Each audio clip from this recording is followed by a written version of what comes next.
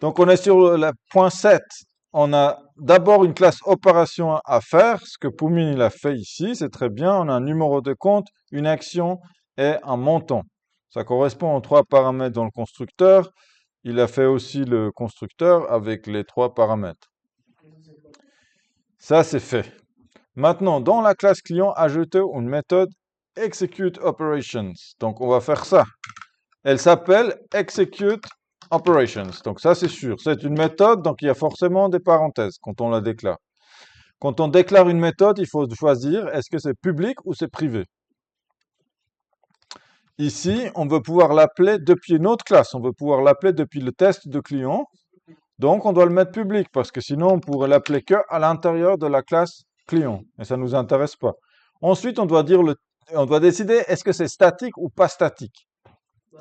Là, comme on veut faire des opérations sur les comptes du client, on est dans le contexte d'une instance précise. On ne sait pas égal est-ce que je suis dans tel client ou je suis dans tel client. Donc, ce n'est pas statique. C'est pas un truc qui bouge pas selon je suis là ou là. C'est très important qu'on sache qu'on est sur les bons comptes. Donc, on met rien pour statique. On met rien, pas de statique. Et après, il faut dire le type de retour. Est-ce qu'on a besoin de retourner quelque chose? C'est pas précisé. Donc, si on retourne rien, on met quoi? On retourne la grande vacuité, l'espace et l'univers. C'est-à-dire rien du tout. Void. Et qu'est-ce qu'on met par contre? Cette méthode a comme paramètre une liste d'opérations. Donc nous, pour les listes, on utilise ArrayList. Après, on doit dire le type des éléments. C'est opération.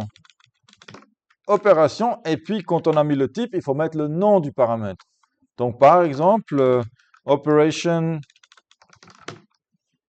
list. Je vais rajouter le list parce que certains d'entre vous m'ont dit que si c'est que le S qui fait la différence, c'est pas assez. Voilà, donc j'ai mis operations list. Ensuite, qu'est-ce qu'il faut faire? En fait, on veut faire quoi?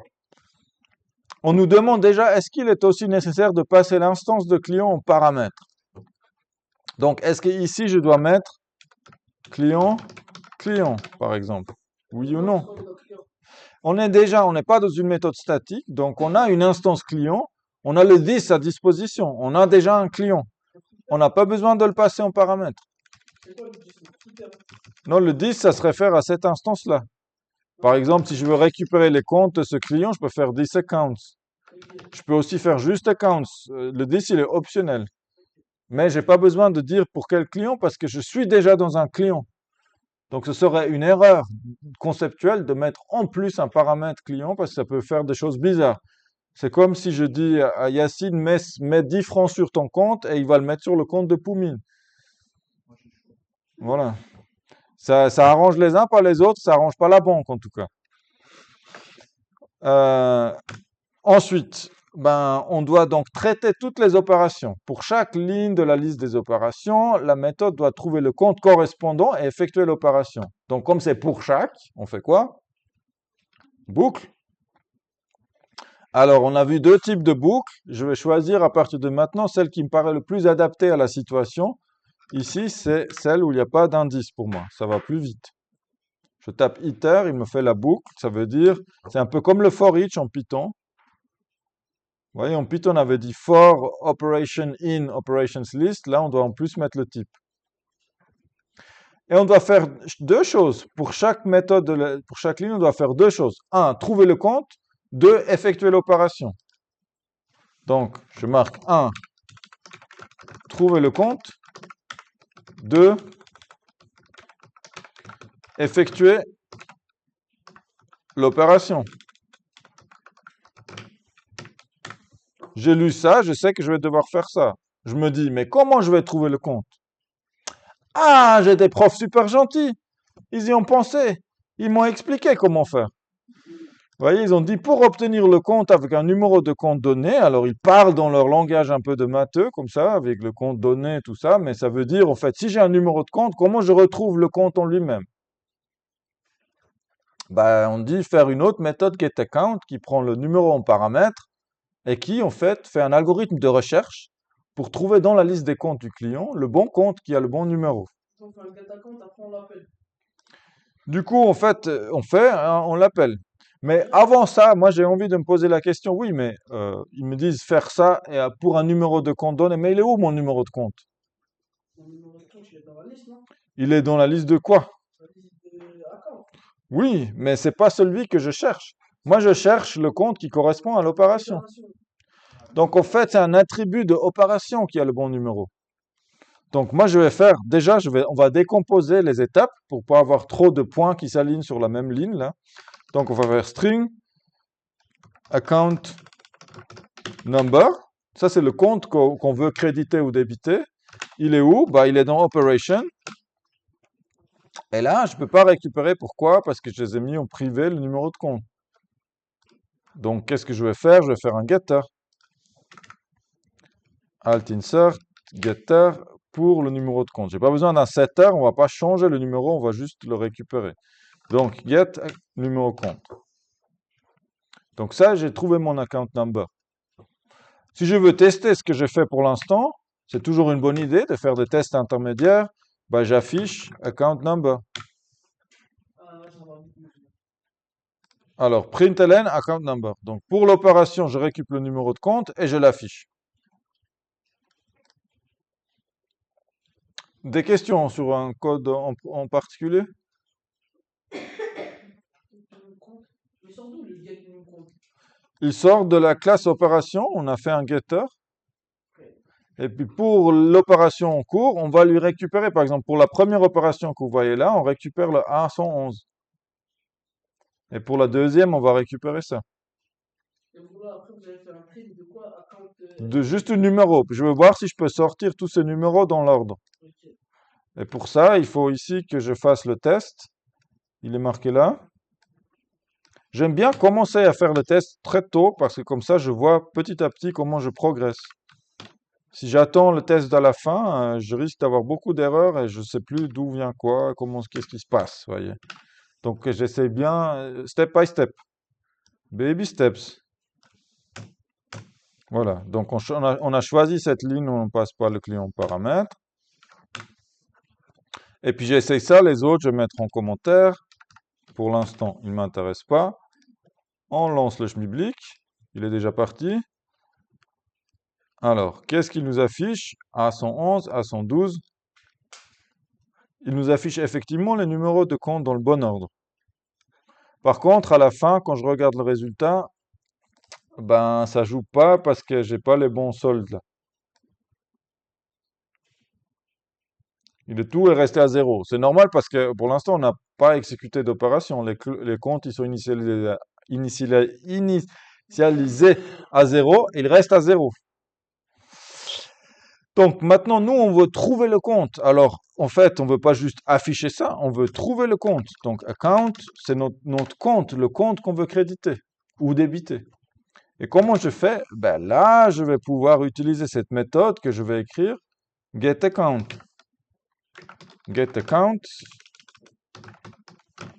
qui va chercher pour un numéro de compte donné. Donc, je mets account number en paramètre. Personnellement, j'aime bien décrire les appels de méthode avant la méthode. Comme ça, je sais comment j'ai envie qu'elle fonctionne, cette méthode. Comment je vais pouvoir l'utiliser. Et maintenant, IntelliJ ID, il est assez bien. Comme elle n'existe pas encore, je peux faire Alt-Enter, Create Method. Et je vérifie ce qu'il a fait. Parce que parfois, il se plante royalement, ou moi, je lui donne pas les bonnes instructions, donc ça va pas du tout. Là, c'est private. Est-ce que ça va, private? Hmm, Bah oui, en fait, il est seulement account. dans la classe client. Pour l'instant, on a envie de l'utiliser que dans Execute Operations, donc ça va très bien. Ça retourne un compte. Mais ça change quoi si je mets public? En quoi ça ne serait faux? Parce que C'est pas faux de mettre public, c'est pas moins précis. c'est moins précis. Et ça veut dire que des gens peuvent commencer à dépendre d'un détail interne. Après, on peut plus changer. Donc, le mieux, c'est qu'on met public et après, si on peut, on change, on met privé. Enfin, l'idéal, c'est de mettre le moins visible possible. Si vous n'avez pas besoin de mettre public, vous mettez private. Vous pouvez mettre private par défaut et quand ça joue plus, vous mettez public. Alors, get account, string account number, ça a l'air pas mal comme ça. Maintenant, ici, je dois faire un algorithme de recherche. Et comme j'ai travaillé les algorithmes sur les dictionnaires, sur les tableaux de D, sur les listes une dimension, je les connais par cœur. tranquille. Donc, je fais quoi? Je fais une recherche. Quand je trouve mon compte, je le retourne. Et si je ne le trouve pas, à la fin, je retourne 0. Donc, de nouveau, on fait une boucle. Alors, soit vous travaillez avec le for, soit vous utilisez le for each, que moi, je trouve plus pratique dans ce cas-là, parce que l'indice, pour l'instant, je m'en fous. Donc, on va faire une boucle sur les comptes dans notre classe client. Donc, for account, type account, donc une variable account qui est de type account.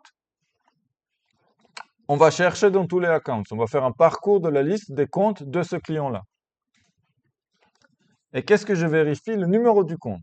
Donc, je vérifie if account get account number. Je veux vérifier le numéro de compte. Problème, si je vais dans ma classe account, je fais CTRL-clic pour naviguer dans l'account. Bah, l'account number, il y a un get sold, mais il n'y a pas un get account number. Il me manque le getter. Je vais faire un getter. Get account number. Donc on revient ici. Maintenant, on peut l'utiliser. Et je le compare avec le paramètre, celui que j'ai pris en paramètre. Je veux voir, est-ce que le numéro du compte de ce compte-là, il est égal au compte que je cherche, au numéro que je cherche. S'il a le bon numéro, s'il a le même numéro, ça veut dire que je l'ai trouvé. Donc, qu'est-ce que je fais? Je fais un equals, c'est ça qui est marqué là. Pour comparer des chaînes de caractères, il faut jamais utiliser égal égal en Java, ça peut faire des erreurs surprenantes. On a peut-être l'occasion d'en parler un peu plus tard, mais pour l'instant, sachez juste qu'il faut utiliser equals pour les strings en Java. Equals quoi? Equals account number. Je mets une accolade et je retourne mon compte. Parce que là, s'il a le même numéro, ça veut dire que c'est le compte que je cherche. Et à un moment donné, je suis sûr que j'ai rien trouvé. Donc c'est à quel moment dans cette méthode, je suis sûr que j'ai rien trouvé. Je fais une recherche, j'ai tout vérifié, j'ai rien trouvé. C'est à quel endroit? Quand on sort de la boucle. Donc ici, quand on sort de la boucle, on a vérifié un par un tous les comptes. Si on n'a rien trouvé, là, on retourne nul.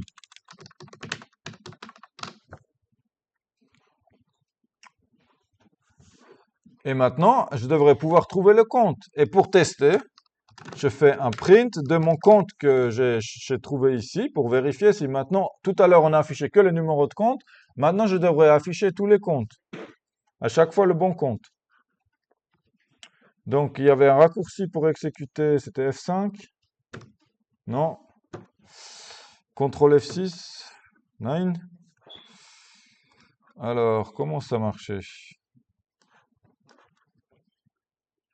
Shift F10. Rien de tout.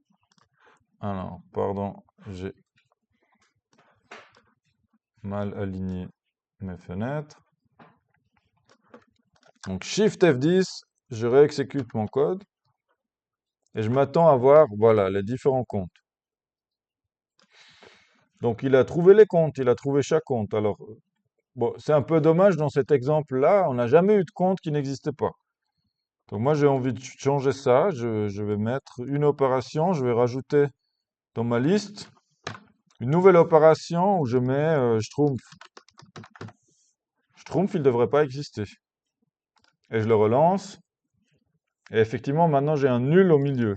Lui, il n'a pas trouvé le Schtroumpf. Donc, on continue. On a fait l'étape 1, on a trouvé le compte. Maintenant, on doit effectuer l'opération. Alors, effectuer l'opération, ça veut dire soit faire un crédit, soit faire un débit. Mais je fais mon opération uniquement si j'ai trouvé le compte. On est d'accord, si le compte il n'existe pas, on ne peut pas faire l'opération. Donc, je vais faire un if compte égale nul. Si le nul, ça veut dire que je ne l'ai pas trouvé. J'affiche un message. Impossible de trouver le compte. Et puis je mets le numéro de compte ici, comme ça c'est plus facile à comprendre ce qui se passe, si on a un peu d'informations dans un message d'erreur. Et puis else, j'effectue l'opération.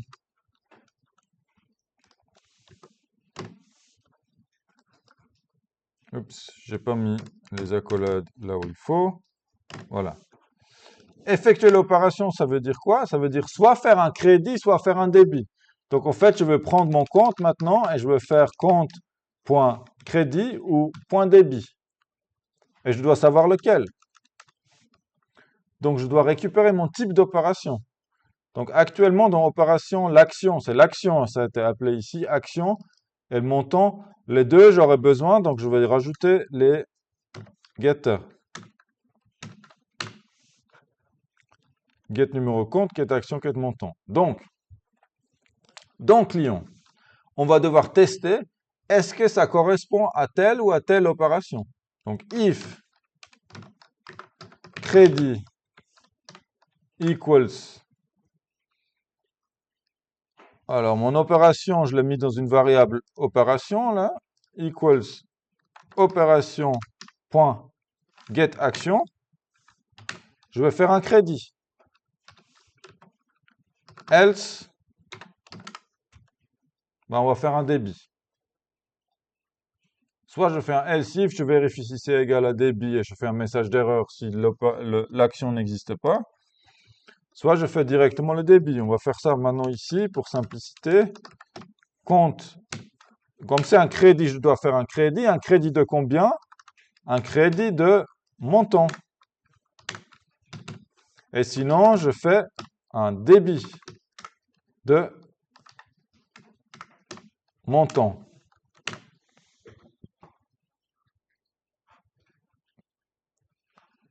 On exécute. Shift F10.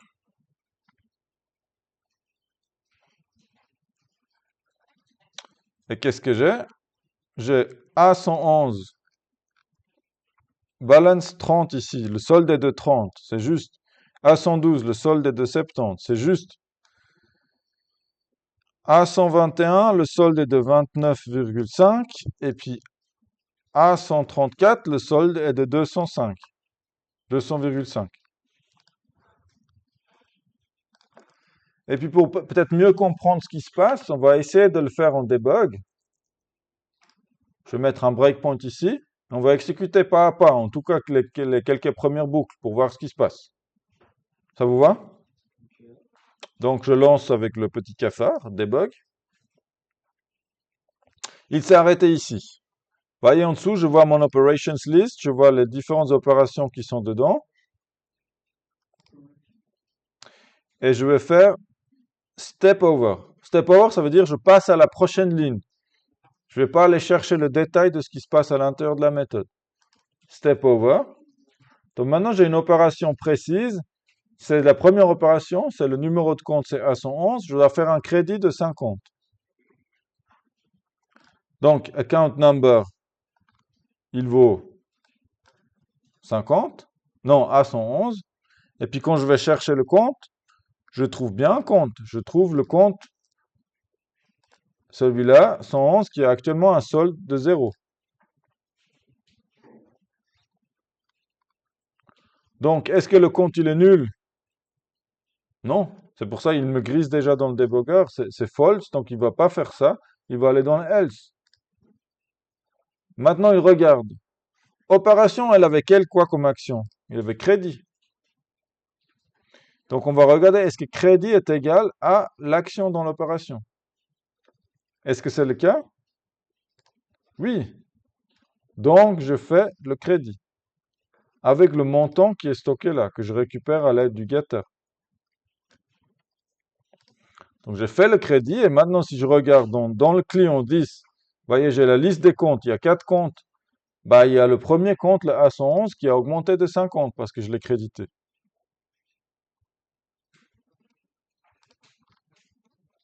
Et si je continue, bah là, il a pris l'account number 112. Il n'est pas nul non plus. C'est de nouveau un crédit. Donc, il va lui mettre le montant nécessaire. Si je regarde dans ma liste de comptes, non, ça c'est la liste d'opérations, donc dans le 10, les accounts, on voit que là, il a 70. Je continue. Etc. De nouveau un crédit. On cherche le compte. Cette fois-ci, c'est un débit, parce que l'opération courante, c'est d'enlever 20 francs sur le compte A111. Oui, J'arrive pas à comprendre tout ça, l'opération. getActive. OK? Enfin, je sais qu'il est dans la classe opération, mais opération, Alors, la variable opération, elle vient de mon for each ici. ah, Voyez, en Python, on aurait écrit for operation in list, in operations list. On aurait écrit ça comme ça. En Java, la syntaxe est un peu différente, mais le sens est le même. Vous mettez operation, on est obligé de rajouter le type. Donc, on a mis opération majuscule. La classe opération, c'est le type de la variable opération dans la liste. et nous qui n'avons pas fait comme vous, on doit juste. Avec le for i, Ouais. alors si on fait avec le for i, je vous montre avec le for i, ça ne change pas fondamentalement. On va mettre ça en parenthèse. Pour faire la même chose avec le for i, vous faites for int i égale 0. La limite, c'est la longueur de la liste. Et on incrémente le i. On fait une accolade. Et la première chose qu'il faut faire, c'est déclarer une variable opération et dire égal à operations_list get i. Je récupère donc la im opération. Et ces deux lignes-là font la même chose que celle-ci. Mais du coup, ici, on l'a sur le plan de compte. C'est pas juste la Je pense que vous confondez avec le getAccount. Ouais, donc getAccount, son execute operations, on parcourt la liste des opérations. Et je vais vous laisser cette variante-là parce qu'elle est plus lisible à mon avis.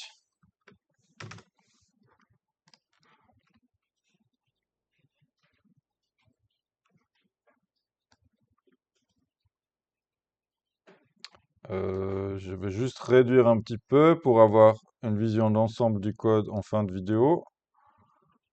Voilà. Voilà le code pour ça. Je vais arrêter la vidéo là. Si vous avez des questions, on peut en parler.